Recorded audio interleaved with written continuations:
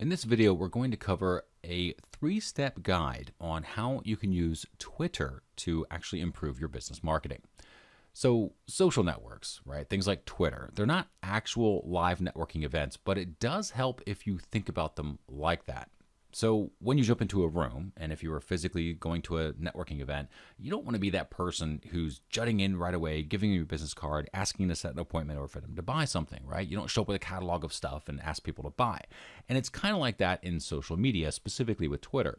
So in Twitter, you want to be able to know and engage people first. And really, this applies to all social networks. But for Twitter in particular, here are 3 steps that you can take. The very first one is you want to start by building a following. Now, there just isn't an instant formula to this. There is no push button way where you can get 1 million people to follow you and engage in you and love you. It doesn't happen. So things you want to stay away from is anyone who says, we can get you 10,000 Twitter followers. Stay away from tools that do auto follow, which means when you follow me, then it automatically follows them back, all that sort of stuff. When Twitter first started, you could kind of do that stuff because that's what everybody was doing. But nowadays, it really has evolved and you need to have a conversation, introduce yourself, build real value, and literally treat it like you're walking into a room full of people because in a virtual way, you are.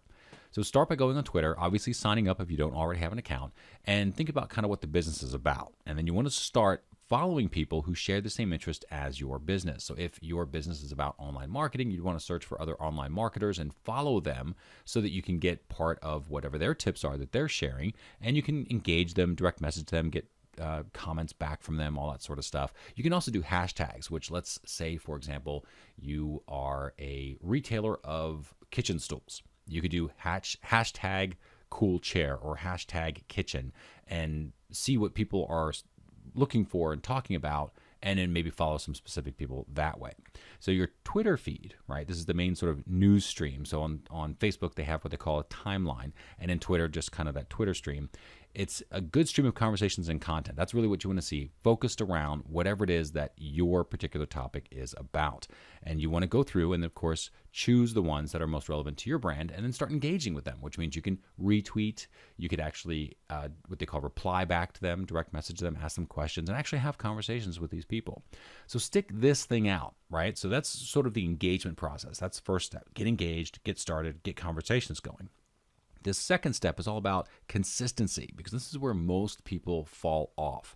And it does take effort. I'm not going to lie. It takes sometimes a lot of effort to go through and do this. Now, that doesn't mean that it takes hours and hours of time per day. That's not what we're saying, but it does take consistent effort. Even if you only spend a few minutes a day, which you can totally do, at least you do that every single day. So that means going on the Twitter, finding some cool stuff to share and sharing it, retweeting some of the posts that are out there, people that have made some pretty cool tweets, and maybe engaging and asking some questions with some direct messaging by replying to certain tweets.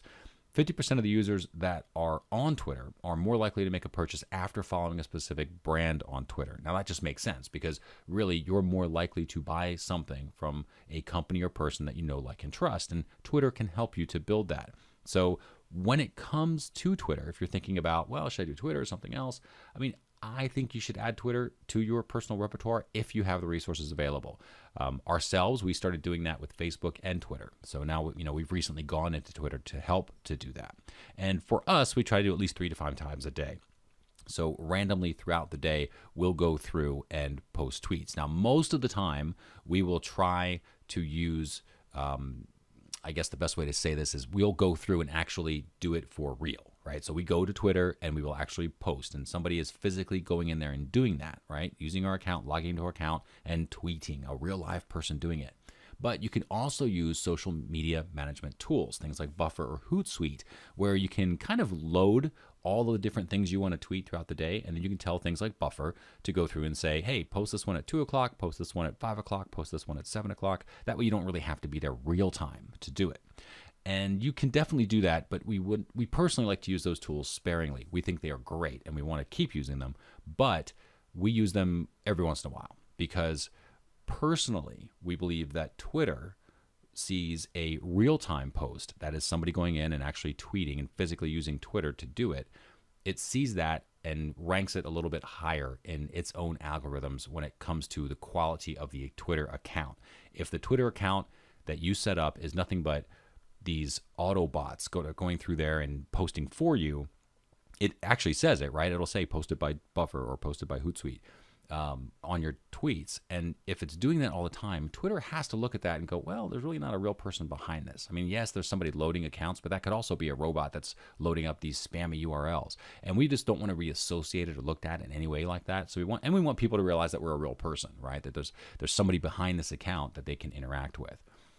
The third thing is then once you've kind of got consistency behind you, you've given lots of value, you've got this interaction with people, you're kind of knowing people and people are knowing you, your brand, then you can start to introduce your own agenda. And this is where, of course, you're going to be offering your products and services, pointing them to your different blog posts. You can mix in your own calls to action with all of this other stuff that you're doing. And we like to keep that to about 10%. So of the content that we're sharing, we will definitely share other people's blog posts and everything else as content and its value.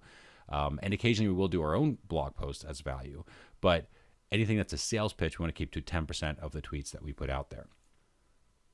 So that's pretty much about it. Twitter marketing is a marathon. It's not a sprint. You want to make sure that you commit to something like this for the long term. Again, doesn't mean you have to spend 27 hours a day, right? That's not what we're saying. What we're saying is spend just a few minutes a day thinking through and going, what's going to serve my friends on Twitter, right? My followers on Twitter.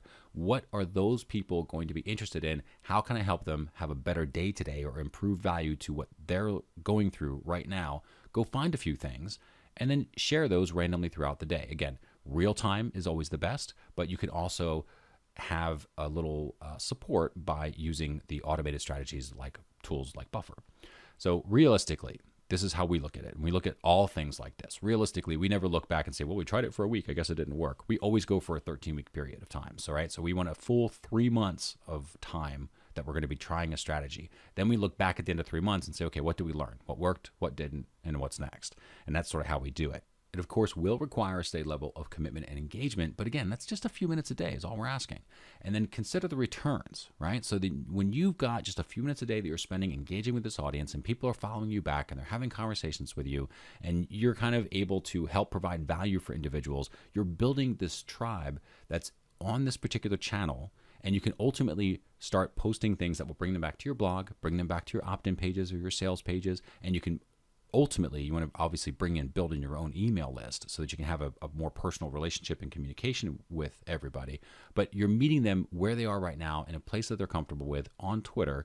And if you keep doing that, the returns for the few minutes a day that you're spending doing this could be pretty substantial.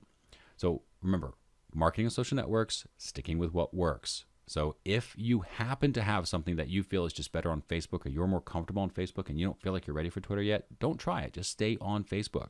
If your thing is all about creating videos and you want to keep those on YouTube, then just keep doing that. If you like things like Vine, right? Some of these new things that are 9 little seconds of video clips, and that's what you're really into, then just keep doing that. And then when you're ready, you can start to expand out into other networks. So here's your hack. If you haven't already, obviously the very first step, go through. If you want to experiment with Twitter, go through and sign up for an account. Second, again, we said use this sparingly, but it is a useful tool. We use it. It's called Buffer, and you can get it at bufferapp.com. Just go in, you can log in with your Twitter account, and you can start loading tweets to kind of get an idea of how this whole thing works. But make sure, obviously, that you want to go through and engage with your audience and do everything else that we had mentioned earlier in this video. Now, some topics that you could talk about, you can find maybe a video that's relevant to the business and share it with your audience, right? An article that's got maybe some latest trends in the industry. You can do an infographic search. You can find just a picture of your product, a tweet inviting your followers to go to your blog. I mean, those are the different types of things that you want to do and to ultimately tweet out when you have created your account and you've already provided value.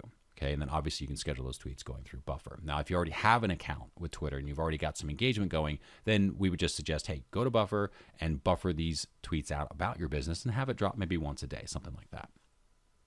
As always, if you have any questions or you want to find out more information about online marketing, just visit us at seriouslysimplemarketing.com. And of course, there's our Twitter handle right there. Feel free to follow us and reach out to us there at Tweets from SSM.